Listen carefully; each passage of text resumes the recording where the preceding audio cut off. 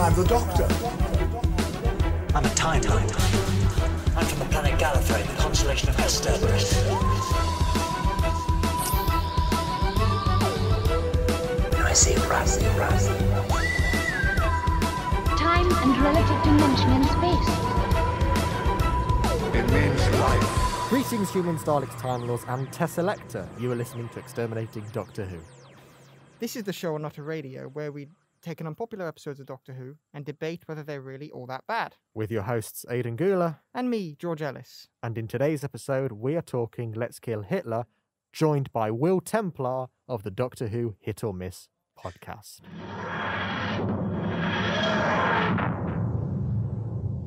Yes, guys, thank you for having me. I am from the Hit or Miss podcast. When this comes up, it may be Spin the Wheel podcast now, but I'm glad to get my teeth into a bad episode. Well, what many people would say is bad episode. I personally really enjoyed this episode, but I'm sure we'll get on to that. Thank you for having me. You're very welcome. Yeah, it's good to have you. So do you want to tell our listeners, all three of them, what a little bit about yourself, how you got into Doctor Who, how long you've liked it, that kind of thing? Okay. Yeah, sure. So I'm 17. I started watching Doctor Who in 2010, I believe, January the 1st. My very first scene is a weird one. It was the 10th Doctor regenerating, and you may think, that's not a weird scene. That's kind of standard. Like, that's what you'd expect the first scene to be.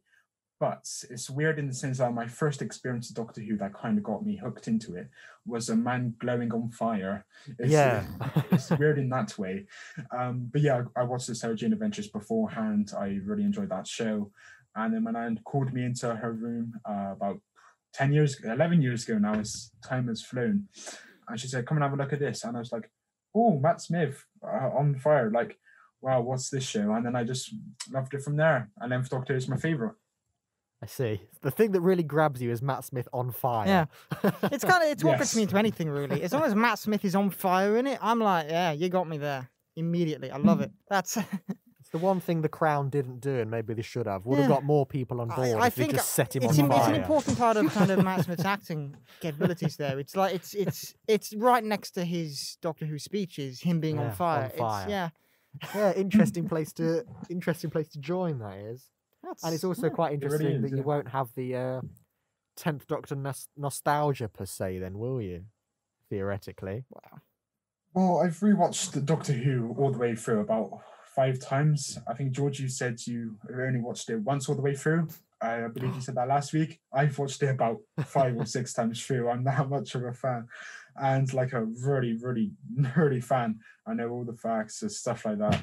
So if you want to throw a question out, I can probably answer it. I do like game shows. True. I just mean a lot of people be like, well, I'm talking George, I'm indirecting George. A lot of people would be like, oh, I love the 10th Doctor. Nothing will ever beat the 10th Doctor. And it's just because of that. I mean, it's true. Yeah. Those rose-tinted glasses of a bygone era. Hey, every episode we've done here, where it's about, is it really all that bad? And the David Tennant ones, David Tennant's amazing in all of them. Just saying. Peter Capaldi is good. True. I have been able to justify my belief in David Tennant every time. Fair enough. I'm going to come over there and beat you up in a minute. No. When it comes to me watching Doctor Who, I've seen it all. Like the bits I have seen, if we go like the whole New Who, I've seen that all through, we'll say once at the very least. David Tennant's era, definitely more than once. Yes, I imagine so. Because I had that on DVD and I was like, yeah, give me all that David Tennantness. So, the episode that we are talking about this week is Let's Kill Hitler. As you do. AKA, Let's punch Hitler in the face and lock him in a cupboard. Mm-hmm. So, what are all our general opinions on this episode? Because I believe we're all fairly positive on it. Yeah. I'll start because I've got the loudest voice. Okay. I liked it. I enjoyed it. I remember I have seen this one when it first came out, and I kind of didn't really know what was going on, and it lost me. But now I've watched it again. I quite liked it. I agree. What about you, Will? Yeah, so I really enjoyed this when I first watched it, and also on the subsequent rewatches. Not so much this time, but I still see its massive positives and it's definitely on the hit or miss spectrum. It would definitely be a hit, so it was still enjoyable this time around. Some crummy acting here and there, but overall it is a good story, I would say.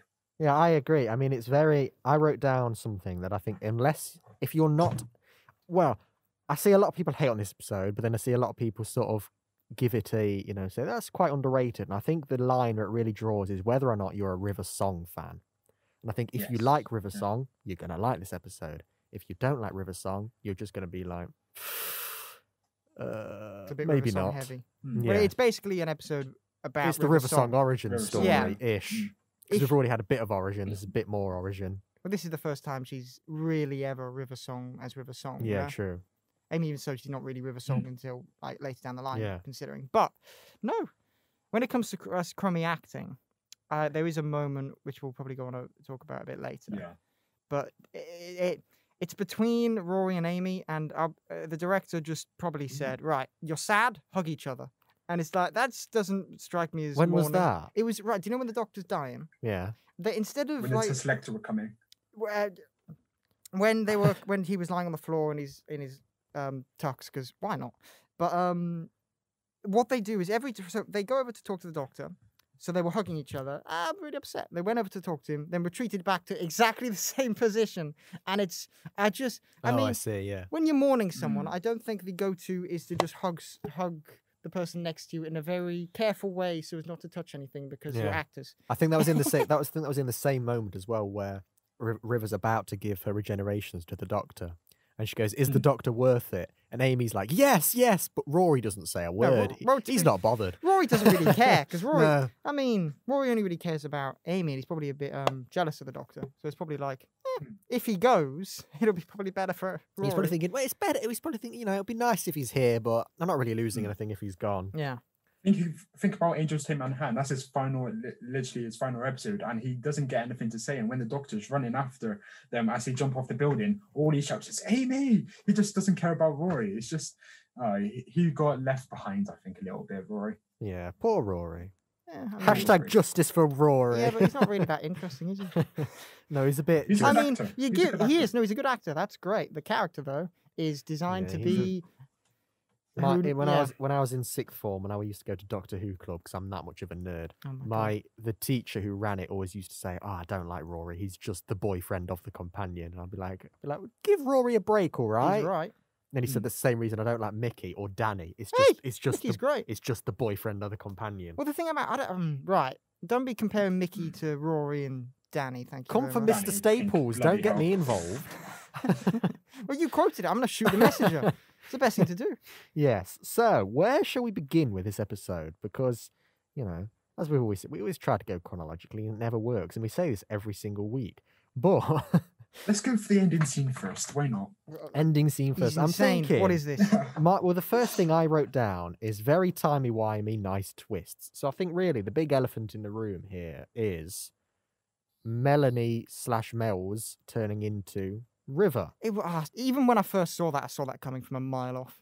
Melanie, Mel, and it's just like Mel. It's the same. That was an easy twist to predict. True. So easy. Well, it's probably one of those hidden in plain sight things because I don't think I saw it coming when I was 10 years old when this episode neither. originally aired. I'm a genius. Thank you very much. Yeah, sure. I Hey. think you're making that up. No, aren't right. I'm gonna shove this on a screwdriver. Yeah. Right. Okay. It's a good in plain sight twist, but 100% I did see it coming. I mean, it wasn't that big of a. Ta-da!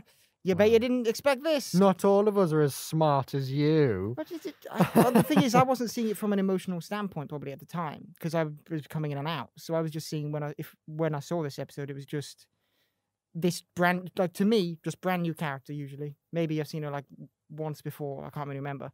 No, I think this is the first time we've seen. So in my brain, no. I was like, new character. They just gave us a flashback to River Song. Right, who's this guy? Okay, it's River Song. Oh, It's kind of fair- like it fair makes enough. sense in terms of the Fair enough. character writing and all that. Yeah, I think. No, I don't think. Therefore, I am. I just think it's like I didn't see it coming, and I think there's probably a vast majority of people that didn't see it coming.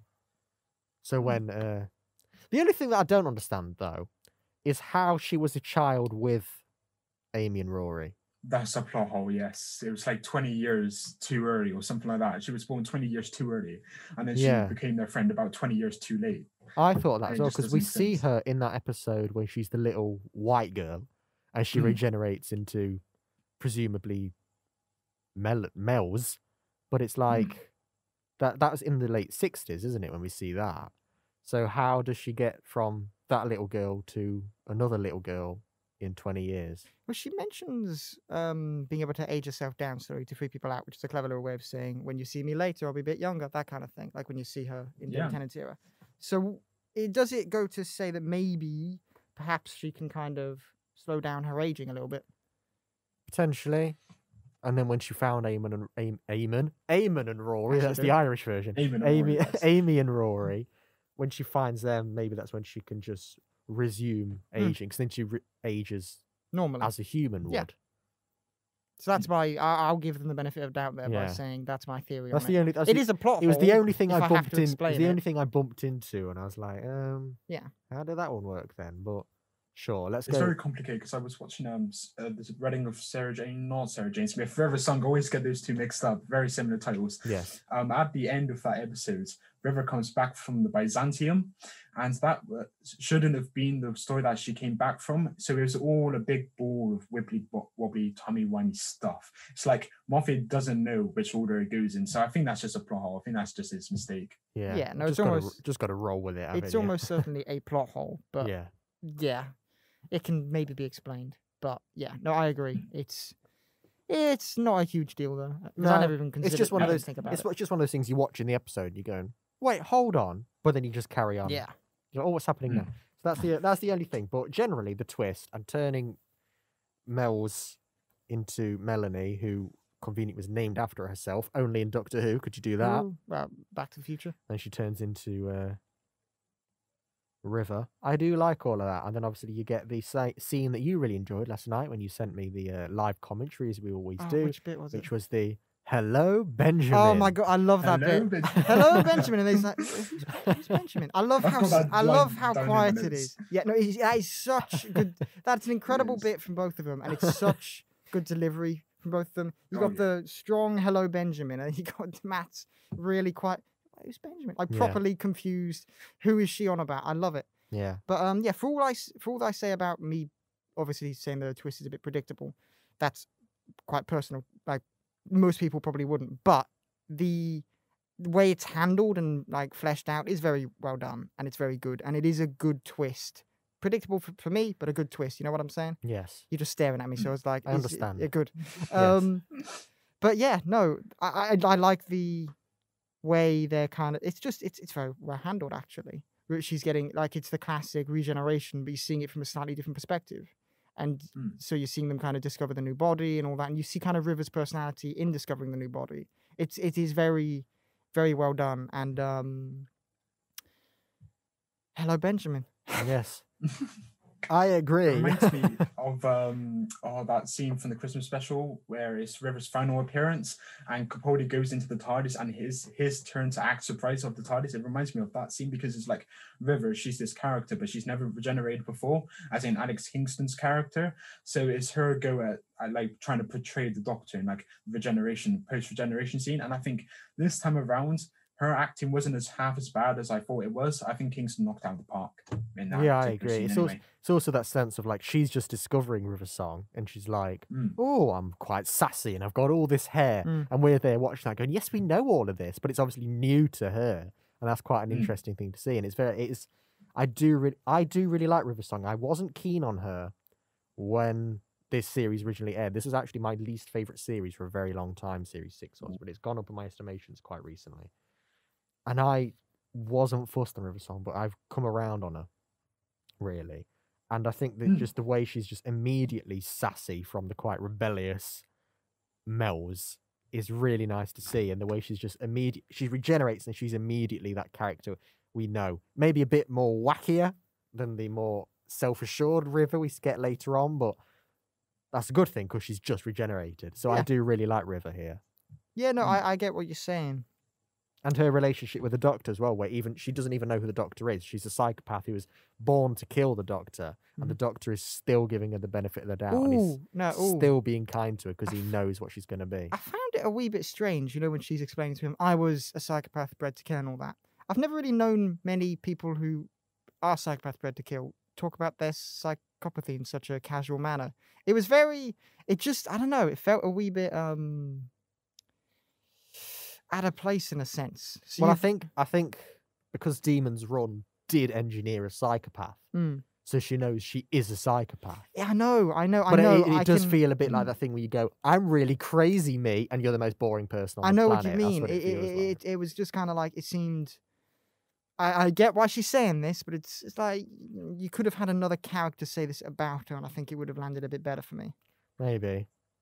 It was like a misdiagnosis of herself, because Amy did then say you're not a psychopath. So it's like it's confusion. It may just be down to regeneration craziness that she just diagnosed herself as that. No, if if Amy said that she isn't one, then it's probably maybe it's River's kind of programming coming out there to kind of reassure herself that this is what she's meant to do and this is what she can only do. Yeah. Maybe it's that. And then as soon as she does it, technically, when she kisses the Doctor, how else would River Song kill the Doctor? You know what I mean? When she does, and then she sort of is like, oh, I've got no purpose now. And then maybe that's when she's like, mission accomplished. That's wiped from her brain. Maybe. Yeah. And I just think, no, it's just kind of, she's been raised to do this thing. Once she's done it, it's kind of like, was this really a good idea and all that kind of thing? It's like, yeah, I'll go along with my programming. Oh, whoops-a-daisies, that was a bad idea. I'll backtrack a bit. Yeah. Well, and then in true River fashion, she kills the Doctor, then goes shopping afterwards, and then just steals a bunch of Nazis' clothes. Brilliant. So Moffat in it. It's just like, take off your clothes, and then you just got these women run out barely dressed. That's so Moffat. It is. Yeah, no, Will. It's a very again, I've said you either like this episode if you like your line, whether you like this episode, whether or not you like River Song, but I think also if you like Moffatisms, I think this episode is just full of them. Everything's out of place. Everything's timey-wimey. Everything's quite cheeky. It's a very Moffat episode, this one. Maybe don't have Hitler and the Nazis if you're going to make it cheeky, but... Yeah, it feels like a misleading title if you're going to go into the Nazi subject. It's a very, like, it's the Nazis, and it seems a little bit kind of tongue-in-cheek in a way, and I don't know how that sits with me, with the Nazis being done in such a not very, like, it's like, do you know what I'm saying? Well, I think it's that thing where it's just like, I think I've seen a few things that do this. I couldn't name them off the top of my head. To think maybe Werewolf Women of the SS, perhaps. That's a genuine title, but anyway. It's that kind of thing where it's like, we all know Nazis are bad. Yeah. Everybody knows that. So do we really need to waste all this time going, oh, these are the villains, or can we just laugh at them? Yeah. Oh, yeah. No, that's... Yeah. It's not like we're going to humanize them. It's not like we're going to give you this really complex insight into what it's like to be a Nazi. It's just going, ha, Nazi, they're stupid people. Yeah. Anyway, let's move on. I get you. Yeah, that makes sense. Yeah. Even because you get that all at the beginning when a robot just takes the glasses off that one guy, and he's like, "Yeah, awesome scene. I'm the Nazi now."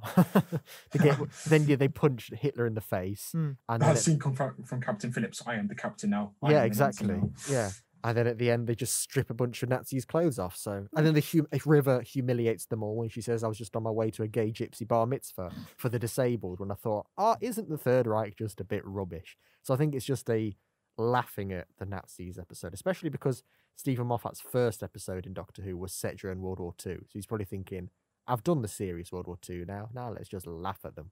Yeah, I get you. Fair enough. I would have rather they just shot Hitler in the face, but... I'm not sure that's how the timeline quite works, though, is it? Yeah, you could have just shot him and then just shoot Hitler. This is what I'm saying, everyone out there. When in doubt, just shoot Hitler. Shoot Hitler. Mm-hmm. I think those are good words to live by, eh? But it was something that it bothered me for quite a few years. One of my only negative points that I wrote about this episode was that not enough Hitler, misleading title, and I held a grudge for years. Because I did say to you that for years I called this episode the Let's Punch Hitler in the Face and Lock Him in the Cupboard episode. As you do. Because it is... I think because it was the mid-series finale, the episode before, and then this one brought it back after a few months off or whatever it was. And they're saying, "Oh, Let's Kill Hitler's going to happen." You've got all this hype and build up to think, "Oh, we're going to get Nazis next week," and then they're in it for 10 minutes. If Yeah, that. 10 minutes exactly. Yeah. Yeah. Yeah, I can see that. Mm. I think it is. I'm just going to quote what Aidan just said there. There wasn't enough Hitler. So There wasn't enough Hitler in an episode titled with Hitler, but I think really it's not the point of the episode. No, and but I agree with you. By naming it "Let's Kill Hitler" and then having the focus on the episode be about River, it's kind of like I'd have named it something else. It doesn't really fit because you're going into it thinking this is all about them maybe killing Hitler, or maybe being like, are we allowed to kill Hitler? Maybe it'll be something like that kind of thing. But instead, it's not that at all. So I do agree with you. Maybe.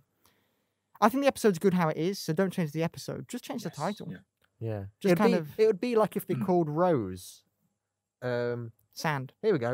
Rose, with obviously first episode with the Autons and all that. It'd be if they called that "Let's Go Shopping," because there's a very small part of that episode where they go shopping and get attacked by Autons, but that's not the focus of the episode. The focus of the episode is Rose. So maybe you could have just called this episode River. It would have been nice. Yeah, that would have worked. It would have been a nice I don't know what kind the of... title would have been. Melody. The pond flows into the river. I don't know. Melody, song, beat. There you go. Beat. Yeah. That don't look at me like that. It wasn't a bad idea. He just stared at me. He's just like the pond song. The pond song. The river. The lake. Another word for song. Track. The lake tune. Highway tune. I'm a highway star. Was that just back in black? I hit the. Are you having a classic rock breakdown? Glad What's to happening? be back. Right. Let loose from the noose. Kept me hanging about. Shush, man. Right. That's that classic rock breakdown averted. Right. Where do you go from there? Good luck. You've ended. Yeah. There's no flowing into another section now, is there? You've killed that there dead. You go. Well, I'll be here all week, guys. So if you want more of that. No. So Will, have you got like a? I'm just gonna ask you. Have you got like a favorite moment of this episode? That's difficult because about half my notes are scenes I really like. Okay, it's probably the very final scene. I think one of you alluded to it earlier, where River says, "Is he worth it?" And then she kind of puts her hands on the Doctor, and then there's like regeneration energy as the music kicks in, and it ramps up with like pipes. I think it is. I think that's such an awesome scene. Smith and Kingston knock out the park for that scene, and as does Murray Gold. About Murray Gold, I don't think the music was particularly great in this episode compared to his other stuff, but maybe that's just me. It didn't stand out for me. It was. I don't know if there were many tracks that we hadn't heard before. It was a lot of bringing stuff back, so I didn't really mind that because it was like the sort of river theme and the I don't know, there were a lot of themes in there that I've heard before that I thought I like this one, so maybe he just thought I can just give a little break here. But I agree with the giving the regenerations to the Doctor, or just reviving the Doctor, I suppose, because he didn't actually get any regenerations and this would have actually been a better kind of way of giving him a few more, in a sense. Would it? Not better, but it would have been, instead of doing the whole, just give him one more. Should have just given him one more, because then we wouldn't have had this current era. I'm just really sad about what we're getting right now. It's again just Moffatism, because in the final Amy and Rory episodes, Angels Take Manhattan, he gives regeneration energy to River, and I just think he can regenerate. Is that regeneration energy from her that he got in Let's Kill Hitler, or is that just like a massive plot hole? Thinking about it now, that kind of works. Yeah, you could say that is just him giving River's regeneration energy back. We'll to say River. back because otherwise, right? If if she's giving him the regeneration energy, wouldn't he then gain a couple more regenerations?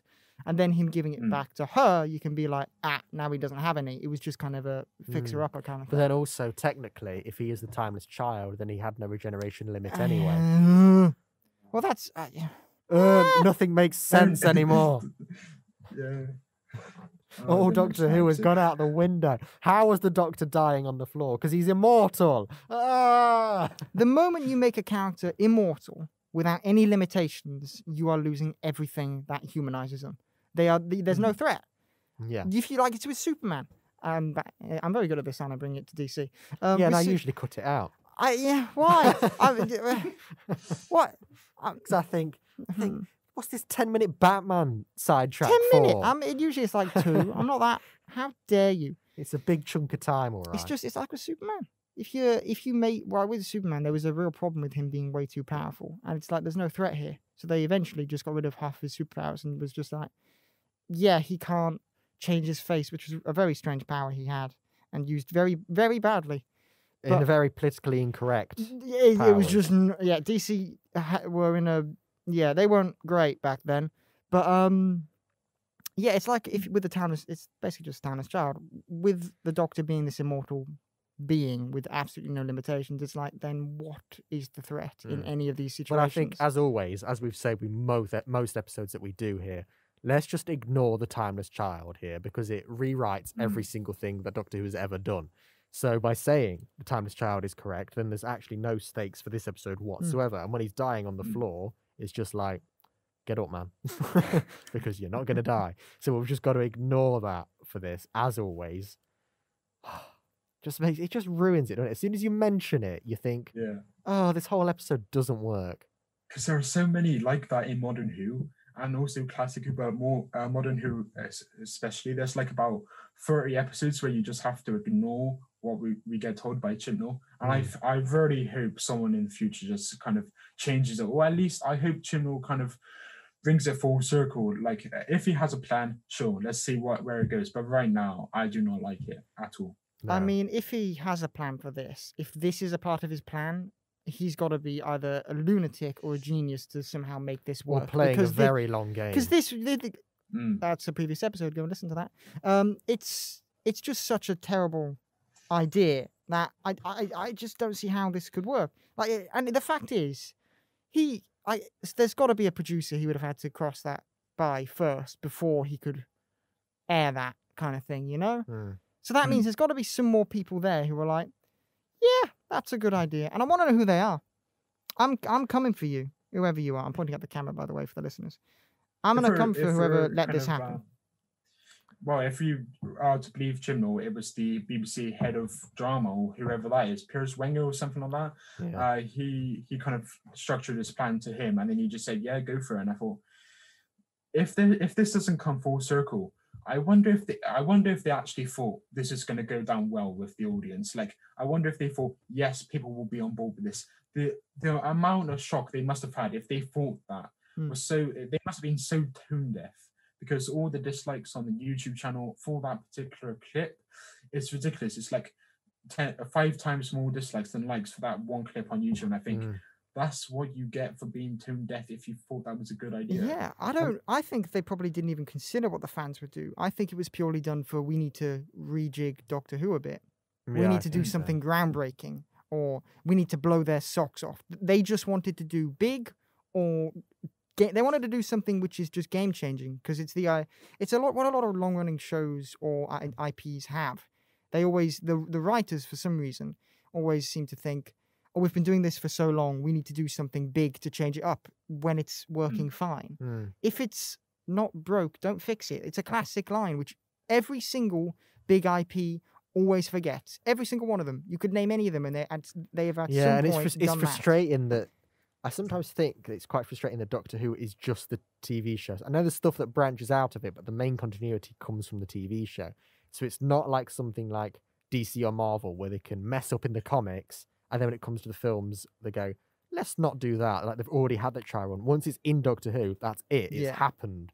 And it's like, we've got to now wait for a future Doctor episode to sort that out. And we are actually going to dedicate a whole episode to this, because we've got a lot to say about it, and a lot of rumours and filming stuff to address. But I know it's what, like you said about the, like you, Will, said about the likes on the YouTube video. You can say that a lot of things when there's backlash to something, you can say, well, it's just a very vocal minority. But then when you see numbers like that, you think, but is it though? Because look who is liking it compared to who's disliking it. And I even know people who don't watch Doctor Who. They haven't watched Doctor Who for 10 years. A friend of mine hasn't watched it for ages, and he sent me an episode, not an episode, he sent me a meme 2 days after the Timeless Child episode aired about the Timeless Child. And I thought, this guy's not in any Doctor Who circles, he doesn't watch it anymore. and that meme has made it to him. So what is that wider public reaction? It can't be good. I think Twitter gives a false perception because there's this one group that hate this era, and then the current era this is, and there's a group that really love it. And I think the people who love it kind of speak louder than the people that dislike it just because they want to show their support to the series. But in real life, I have these friends and they haven't watched Doctor Who. I maybe know one or two people that have watched the latest era, and all the others just switched off during Capaldi or after Capaldi because they just, or the ones that have watched stopped watching after like half the way into series 11 just because the writing is so poor. It's nothing to do with sexism, it's nothing to do with that. It's just, if you compare, say, Orphan 55 to the worst of series 5, let's just put out there Vampires of Venice, 2 weak episodes in that respective series, but Vampires of Venice outshines Orphan 55 in almost every department, in my opinion. Yeah, I agree, and it's just frustrating. It's just really, it really grinds my gears that what has happened to it, and how when we're just trying to talk about a completely unrelated episode, that it still comes down to it because you think, well, none of this works anymore if you take this thing in. But a concept I do like, though, is to bring it back to Let's Kill Hitler. As always, we've gone down another Timeless Child tangent. A concept in Let's Kill Hitler I do like is the Teselecta. Not the Tesseract, that's Marvel. The Teselecta. Teselecta. It's very Meet Dave with Eddie Murphy, but I do... When did they call it the Teselecta? Because I've only just discovered it's called the Teselecta from you saying it's called the Teselecta. I'm sure they said it a few times in the episode. I mean, my brain didn't register the Teselecta as... Because I was watching it going, what is this thing called? And then I think they went Teselecta, and I was like, thank you, and wrote it down, as is usually the case with this. Just as I'm thinking about something, they answer my question for me. First it was Tallulah, now it's a Teselecta. What's next? Yeah. There's Usually the T's, isn't it?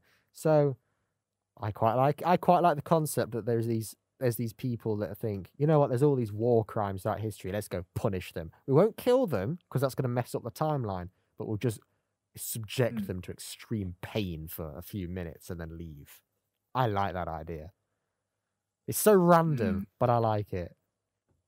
Yeah, no, it's definitely an interesting idea, and it's a nice kind of way of saying we've got time travel now. Let's actually, because it's always the idea of, okay, you've got time travel.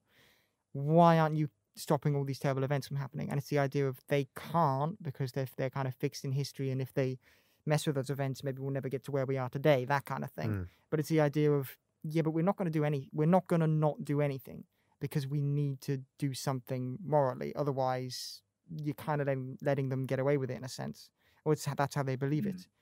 And it's a good way of, it's a nice little way of delving into that and being like, this is how the humans responded to that dilemma by building, subjecting them to extreme pain. Yes, torture, but as we did. Torture is one of the humans' most favorite things, isn't it? And so they went to kind of little tiny people and were like, yeah, let's build a robot person who can shapeshift with terrible CGI and send that through time, and it's cool. It wasn't that bad. There were moments where it was like, I never noticed these things because I watch so much TV that things are fine to me. But then every single episode we do of these, you always go, God, that's CGI. And I'm like, I didn't notice that. Your expectations are too big. Well, yes, your expectations are too big for BBC Wales in 2011. Listen, I'm right. It's good for BBC Wales in whatever date Aidan said, but and you even said you liked the bit where Mel's throws the TARDIS and it morphs into the flying TARDIS. But I also said it looks a bit naff. Anyway. All right. What are your opinions on the Teselecta, Will? It's a very cold concept, and I think the Doctor's face drops when the commander kind of tells the plan and the whole premise of the Teselecta. It's kind of like, I get your point that it's sorting out bad people in the history and giving them hell. I think fine, but then it's a bit unnatural, and I think the Doctor kind of takes issue with that because it's like they're doing something that isn't theirs to do. And I think the acting around that scene when it's kind of revealed, I hope you guys know what scene I'm on about. where the Doctor's got the sonic cane. I love the sonic cane, by the way, and how he kind of interacts with it. But yeah, the Teselecta, I did say it a bit earlier, the miniaturization CGI, that was a bit poor. I'll give that to you, George. The CGI at times was poor. And the interior of the tunnels, I think that was overall really good. Not really good, but it's a solid, good bit. It was a great set, to be fair, when they're inside the eye. I like that. Very Star Trek, wasn't it? There was one moment near the end where they're running away from the antibodies, who I didn't like as such, as instead of the Teselecta, when they're running away from them for the final time, and then the TARDIS materializes around them, and then you can see the mechanicalisms, or whatever you call it. You can see the exterior of the build of the set, and I think, did they just give up, or was that just there to show, to like make the CGI TARDIS fit better? It kind of just lets it down a bit at the end. I didn't notice. I didn't spot that bit, but that is, yeah. You shouldn't ever see the actual structure of a set. No. That's not good. Just see the tea lady just walking by. I know. That's like if you show the TARDIS and you just show the studio floor, nice glossy, and it's like that doesn't quite work. No, you can literally see the frame at the bottom, like holding the set up. It's so. I don't know. Yeah, that's maybe they should have noticed that, but I didn't notice that because the focus, like with that, the focus isn't on the corners of the TV; it's on the middle. So I think it's because it was more of a high action scene. I wasn't spending time going. So I can understand why they could have missed that, maybe. Yeah, but they shouldn't have missed it. That's the thing. No, I do like. I do like the crew on the thing. I do think they're quite a good balance of people, including Kush from EastEnders, who shows up, which is probably not something either of you are going to understand. But nope. It's quite. He showed up, the Asian one of the crew. He sort of showed up, and I thought, "You're Kush from EastEnders. I don't remember you in this Star Trekky role." Do you want to bring up Coronation Street next? There wasn't anybody from Coronation Street. Oh, lovely. No, that I wasn't asked. And even if there were, you shouldn't. You shouldn't have even thought of that. But Where? Oh, Aidan, you mentioned the looking quite Star Trekky. It's the bridge. It's basically just a Star Trek bridge. It's a slightly smaller, bit thinner Star Trek bridge. I think that's the idea, though. Yeah, isn't it? no, I kind of like that. Nice little homage. And then, Will, you mentioned the antibodies. Did you say you didn't like them? I didn't like them. No, they were too slow. They were quite slow, but they were also very polite. You'll feel a slight tingling sensation, and then death. Yes. I quite like the idea of the antibodies being the defensive force for this fake human body, because it's like, what would the humans name this defensive force? This is them antibodies. They're trying to be clever. It's kind of cool. I like them as a concept, and I kind of like how they're very slow, but you can just think of that and them as them being sadistic robots that are polite, but they seem to enjoy murdering people, so they want to take their time. But I do think the system with how the antibodies work is a bit suicidal on the humans' parts. Yeah, it's like, okay, these antibodies, how are we going to program it so they don't kill people? Everyone's got to wear this wristband, and if they don't update it within like 2 seconds, they're going to kill you. It's are you asking for your crew to die with that? But then if somebody got in who they didn't want in, you'd want them dead in 5 seconds. You wouldn't want to be pissing around. But why wristbands? Why not have implanted chips, or just have the robots able to recognize a person? Don't have a wristband that is like the antibodies go-to shouldn't be murder someone without the captain's orders. It's insane. It's like me coming into university and forgetting my ID card, and then the security guard shooting me in the face. It's like, yeah, listen. Well, maybe they should. Right, so some other things, because I realised... He meant that. Yeah. Because I've got quite a few more things to say, and we spent a lot of time on the Timeless Child. So, what else have I got to say here? Is there anything left on the Teselecta? Not so much, really. Oh, I do. Right, tell you what I do like how there's, again, going back to the idea that this is an episode full of Moffatisms. I do like that they sort of address how mad Doctor Who is in Doctor Who. And there's two lines that I really liked. And it's the bit when Rory gets on the motorbike And Amy says, can you ride one of these? And he just goes, I expect so. It's that sort of day. I just like that how that Roy's just like, I don't know, we tend to do just crazy things in this show. I guess I can get it. I like that line. And I do like the bit where the Doctor is dying. And he says, time-traveling, shape-shifting robot with miniature people inside. I'll admit I didn't see that coming. I love that line as well, because it's just like these are two mental things that are happening. But it's just like, okay, this is the situation. Let's just roll with it, I guess. And I love that. Yeah. We've said before on this podcast, I love when Doctor Who is just so outlandish that he's like, Doctor Who is the only show on TV that can do this. And this is one of those situations you go, only this show could just say, we're mental. Let's just look. What are we doing Judgment anyway? Death Machine.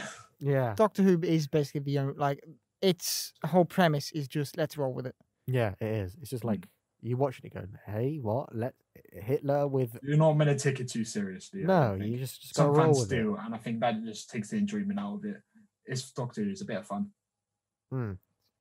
Before we continue, just for those watching on YouTube, you may have noticed that the video went off for a brief, And it's now much lower quality. for a few minutes. Now we have returned with another camera with much less quality and from a different angle, but that's because the camera we were using over there has died. Well, Yes. not died, it ran out of storage. Yeah. So now we're using a backup over there. So if you are watching us rather than listening, for those listening, it's fine. Yeah. But for those watching, you will be like, where have they gone? And you'll just be left with Will's face for a bit, but that's okay. I apologise. Well, we can't see him, so I hope he's presentable. Otherwise, Yeah. I do apologise. No, I'm fine. I'm fine. But anyway, we're back now, so hello. Hello. And we shall continue with where we were. Peak Doctor Who t-shirt. Mm. Anyway, where did we get up to? I remember me having a breakdown. I remember that the Teselecta, the madness of Doctor Who, Yes, the Teselecta. miniature people. Yeah. And then you're about Antibodies. to move on to something, I think. Yeah, we'll just move on because I cannot remember where we were.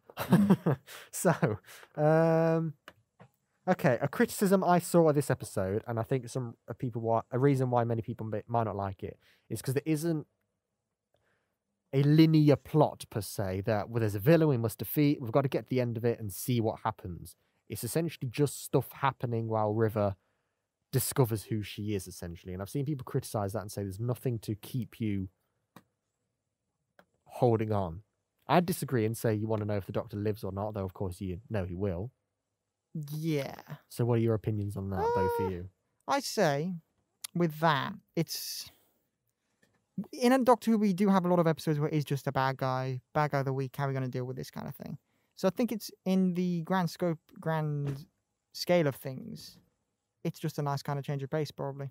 It's not a huge deal if it's Yeah, if I think it's we've said this in an episode before. I can't think which one it could have been. We don't need to have a monster of the week every week. There doesn't always need to be a big calamity crisis. Sometimes it's nice just to take a step back and have more of a character study episode, I think. I don't know. I think the episode that has Hitler in, and then people criticize the villains. I think it's a bit ironic, but I kind of disagree with the criticism you guys had earlier about Hitler. I think his presence just added to the airiness and threatinous tone. Threatinous, is that even a word? I don't think It is now. Yeah. Roll with it. It is now. Yeah, just how I canonized Derek the Doorman from Human Nature in one of our episodes. Oh, that was funny. But yeah, I think him, the Teselecta, and even River to an extent, because River killed the Doctor. I think you have 3 issue villains, and I think they all combine and they actually give you a good story. And like the Doctor's dying, that threat alone, all combined, I think it combines to a good threat. I believe. I think I don't understand the criticism that was mentioned just then. I really didn't. Yeah, I just think you don't always need that. The world's gonna end. Let's see how we stop this. Sometimes it's just quite nice just to take a step back and just have a character episode, I think. Yeah, and I'm fine with it. It is quite nice having a slightly different scale on the episode. But compared to a Good Man Goes to War, especially, yeah. Yeah, but with the threat of the Doctor dying, I get that that's a part of the episode, but it's not really a threat. Even without the knowledge of the Timeless Child, it's the first episode of kind of a new section of a series, in a sense, kind of thing. So it's like because the Aidan informed me that it was kind of like a mid-series split. So the fact it isn't a finale is like the Doctor's not going to die. There's no. Well, this is the first one back. Yeah, it's like this Yeah. is there's even if it were just the middle episode, there's no really any fear of the Doctor dying in this instance. No. So I'd say it's good to see that how the characters would react to the Doctor's death. It's a shame he's surrounded by two people who just hug each other during his death instead of holding his hand. It's a bit kind of like it's a bit selfish, and but I just think that doesn't it's not that big of a. I didn't really find it that threatening. No. It's like in a film, if the main character in a film is in a life-threatening situation 10 minutes in, they're fine. Yeah, I think it's one of those as well. It's like if you were watching a rom-com, I don't think you'd be going, "Where's the villain?" It's like that. It's like this is just what this episode is. That's just what that film is. That's not how it works. And I think that's the same here. Not every episode of Doctor Who has to have the Daleks raining hell down on people. You can just have a week off where you just go, "We've put some Nazis in a cupboard. We're just going to laugh at them, but they're not the villains here. We've got the Teselecta to be a threat, but they're not the threat. They're not who we need to defeat." And they're not, and the Teselecta aren't inherently bad. Either. No, and it's. I mean, Will said earlier that it's not their place to punish. I believe they are. Yeah. Yeah, Will said it's not their place to punish these people, and me and George were like, "Punish these people." So that's a slight disagreement there, but I don't know. I don't know if I'd probably agree and say, well, this isn't their right to do, but maybe they come from a time from the future when it's like it is acceptable. So maybe in our time it's like they don't have the right to do that. It's I not, mean, morals it's not up change to them. through the But then years. maybe in their years it's like, why have we let all these people go unchecked? Let's go punish them. Because So, initially in the Stone Age, our morals consisted of food and beat everyone to death. So stuff's changed through the years. So I think it's an extreme jump, that I know, but it's possible that in the future our morals may be ever so slightly changed, maybe askew, maybe better, maybe worse. We don't know. We can't really theorize that properly, but maybe. But even so, I don't know if it is their place to go back and punish people, but they are still punishing bad people. So I wouldn't really class them as bad guys, as the enemy of this episode. They're more just. I think that's what the episode tried to do. Like the music, when he describes it, the music kind of drops, and the Doctor is like, "What?" It's like obscene to the Doctor, and also Amy and Rory. That's where I get that emotion from. Yeah. I didn't think. yeah. I just mean the Doctor does punish people a lot in time travel, to be fair. So, but he may not give them the torture stuff, but he's not really one to talk when it comes to changing timelines or saving. Maybe the Doctor isn't one to go back and murder someone, but he is the one to go back and save someone in a lot of instances. He's been through a lot of decisions where he's like, is this the right thing to do and all that? But he has done that. So it's just interesting, the idea of time travel and what that means. Like, what are we allowed to do with it? What shouldn't we do? And how different people would use it, and that kind of thing. And it's a nice take seeing the test of the Teselecta, how one instance of how humans would use time travel. And I think it's a very real interpretation of that idea. Because, I mean, humans, we have war, for Pete's sake. Going back in time and torturing someone doesn't seem outside of our capabilities. No. And I think on that very John Lennon-esque message, we shall Humans go on. defined. Fantastic. We shall go on to our closing section as we run out of time. Oh. What would you do to fix this episode? Would you like to lead this one, Will, seeing as you're our guest? Oh dear, how would I fix this story? My hand's just fired. I'm sorry if that picked up. Oh, that was disgusting. One of the criticisms I understand is the acting. I think the acting when Smith was in the TARDIS wasn't the best, but I did make a note of, and I'm just hyperphrasing here, that I think it tonally jars, like everything's alright, and then all of a sudden the Doctor is in severe pain. I would rather it be continual pain, or just like he's all right for 31 minutes, then he dies in 32, as he does say in the TARDIS, a bit of dialogue. And I kind of rewound those scenes to where Smith was in pain, and I thought this isn't bad acting. However, it just kind of doesn't work in the grand scheme of things because, again, it's just the pacing and the tone of the episode. Again, I don't agree with your criticism about Hitler, but again, I'm an outlier here. You are very much in the populace of like people agree that Hitler should not have been in the title. He shouldn't have had such a big deal in promo because he was in for like 10 minutes. So yeah, I kind of get that Hitler could have had a bigger role in this episode, or he could have been thrown into the script a bit more, should I say. No one wants more Hitler. Then again, the linear storyline, I think Kingston wasn't the best in the scenes in the restaurants. I think the threat when they were in the restaurant, like Amy is a Teselecta, I don't think that was the best either. I think we could have had another way of doing that. And George said about them hugging. It's like, why didn't they go to the doctor? Why didn't they make a conscious effort to go like when they're outside? To reiterate that, when they're inside the Teselecta with Teselecta, whatever, Teserecta, when they're inside the big robot, they're like, what can we do? Oh, the doctor's dying out there. And it's like, you could quite easily just say, let us out. Like there's no, they don't even try and be next to him on his deathbed. And it's like, right, let's pick a companion from any other era and they try and be by him. It didn't feel believable in the way they were reacting to the doctor's death. I think, a lot of your criticisms then and your things you'd change will come down to performance mainly. And even though I like the bit when he's in the TARDIS, and he's doing the guilt, and all the companions come up. I really like that scene. But I agree, it would have been quite nice to see him gradually get into more pain as the episode elapses. Because it was sort of like, as soon as he is in that position, he's like, ah! He was then just basically like that for the rest of the episode. It didn't feel like the pain increased. And it'd have been nice to see that evolve or actually be relatively fine and then just switch on. I don't know. But I think a lot of the things I'd change if I were to, say, what would I do to fix this?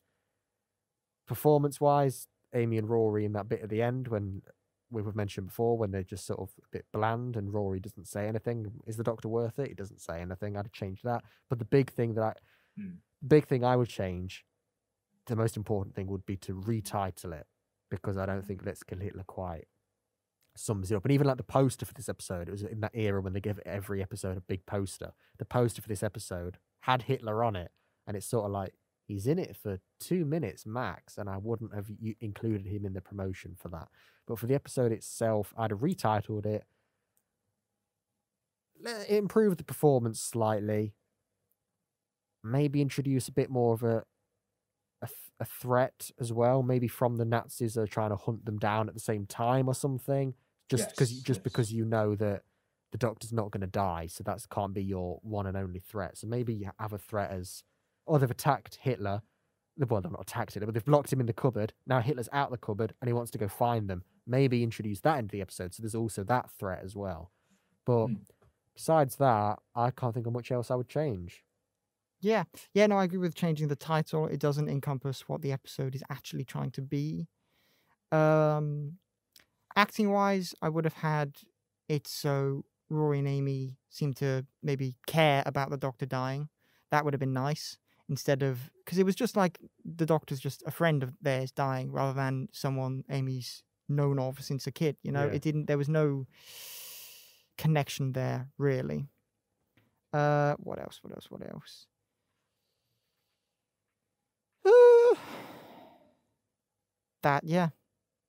Maybe. I thought it was about break out into the title theme. Then I thought, where's this going? No, it's all in all, it's a fine episode. Yeah, I don't think it's amazing, personally. I don't think it's bad. I think it's good. It's okay. I think I'm going to label it like a slow burn grower of an episode, because what? It's a grower of an episode, because when I first watched this, wasn't keen. On probably the first few rewatches, wasn't keen. But in recent years, as I've come to try and give Series 6 a second chance, I do like this episode now, because I appreciate River's song more and those Moffatisms more. So I'm going to say this episode does deserve a second chance for those who think, Let's Kill Hitler.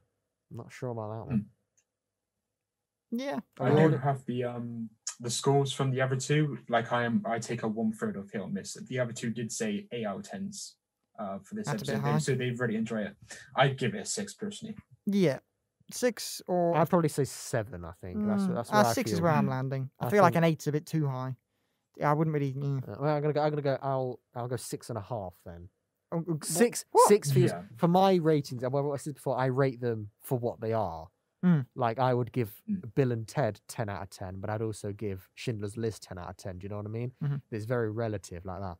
So I feel comfortable at 7 because 6 seems really low, but then 7 sort of feels a bit high. So I'm gonna go 6.5. 6.5 for me. I'm gonna be awkward. Oh my! Do you want to? I was thinking the last score anyway, so yeah. Yeah. Mm. So I think that's fair. thank you very much, Will, for joining us once again. No worries, it was a lot of fun. You are from the Doctor Who Hit or Miss podcast, which may be renamed to the Doctor Who Spin the Wheel podcast by the time this goes out. So go check that one out. I'll put, links in the description for the YouTube video, and if maybe the Spotify if I can. It's not us who control that when that goes out. So we'll see if I can do that. Thank you very much for joining us. It was very nice to have you on. Yeah, no, very nice to have you. Thanks for joining us. Yeah. So Cheers, lads. thank you very much. Next week, me and George will be back with episode 5 have been fired after my episode debacle day. 18, can you believe? And we will be doing the last few episodes of the podcast will be slightly different, as you may have noticed from this episode. And next week we're going to be doing Doctor Who, the movie. Oh, what? Why? How long is it? An hour and a half Well, help me, Will. ish. It's a TV movie. It's good. It's good. It's good. It's good. Oh, it won't be now, is it? Everyone's. It's I the bet I'll it's- watch it now and it'll be the worst thing It ever. is And the you two just lie. cheesiest. It's the cheesiest thing you'll ever see. mm. The master's the villain, and one of my favorite lines of his is when he emerges in this big long robe, and he goes, "I always dress for the occasion." Oh my god. It's great. That's what us next week. So join us then. I've been Aidan Gula. I've been George Ellis. Thank you very much. Hey, no, Will's supposed to say, and I've been And Will. goodbye. Blah, blah, Well, blah. we've already said goodbye to him. Yeah, but it was a nice little. Will, what's your name? I've been Will Templar. There you go. Thank you very much. And goodbye. See ya.